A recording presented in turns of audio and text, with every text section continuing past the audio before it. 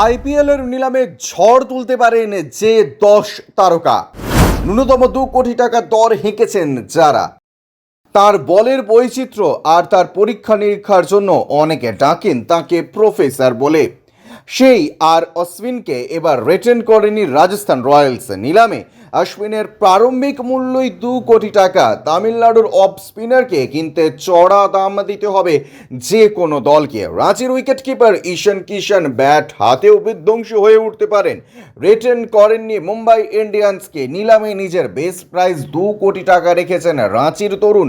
শেষ পর্যন্ত কত দাম পাবেন? 5.5 কোটি টাকা দাম দিয়েছিলেন দিল্লি ক্যাপিটালস। গত আইপিএলে ইতিহাস গড়েছিল মুকেশ কুমার। বাংলার কোনো ক্রিকেটার তার আগে আইপিএলে এত দাম পাননি। এবার তাকে ছেড়ে দিয়েছেন দিল্লি। মুকেশ কুমার ন্যূনতম দর রেখেছেন 2 কোটি টাকা। কেকেআরের চ্যাম্পিয়ন দলের সদস্য সেই ভেঙ্কটেশ আইয়ারকে রাখেননি কেকেআর। নিলামে আইয়ারের ন্যূনতম 2 কোটি টাকা। তবে দর চড়তে পারে আকাশ ছোঁয়া। পরের আইপিএল নিলামে সবচেয়ে বড় চমক হতে পারে ঋষভ পান্ত। দিল্লি ছেড়ে দিয়েছে 2 কোটি টাকা ন্যূনতম দাম। তবে অনেকের মতে পন্থের জন্য দর কষাকষি সর্বকালীন রেকর্ড করতে পারে। তুমুল আগ্রহ রয়েছে কেএল রাহুলকে নিয়েও। ছেড়ে দিয়েছে লখনৌ সুপার জায়ান্টস। 2 কোটি টাকা দাম রেখেছে নিলামে। শেষ পর্যন্ত কত দাম পাবেন রাহুল? 2023 সালের ওয়ানডে বিশ্বকাপের ফাইনালের পর আর মাঠে নামেননি মোহাম্মদ সামি। তিনি কতটা ম্যাচে ফিট রয়েছেন প্রশ্ন রয়েছে। ডান হাতে পেসারকে ছেড়ে দিয়েছে মোহাম্মদ সামি। তবে আইপিএলে 2 কোটি টাকা বেস প্রাইস রেখে যাচ্ছেন বাংলার হয়ে ঘরোয়া ক্রিকেটে খেলা পেসার।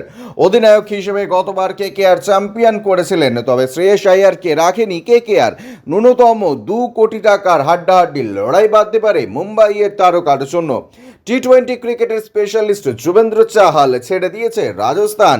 নিলামে চাহালের বেস প্রাইস 2 কোটি টাকা। হতে পারে জোর দড়ি টানাটানি। এছাড়াও ন্যূনতম 2 কোটি টাকা দর রেখেছেন আবেশ খান, ক্রুনাল পান্ডে, দীপক চাহার, খালিল আহমেদ, ভুবনেশ্বর কুমার, প্রসিদ্ধ কৃষ্ণ, টি নটরাজন, দেবদত্ত পাডিক্কল, হর্ষদ প্যাটেল, হরদীপ সিং, ওয়াশিংটন সুন্দর, শার্দুল ঠাকুর, মোহাম্মদ সিরাজ ও Umesh Yadav. Bureau report UJ news.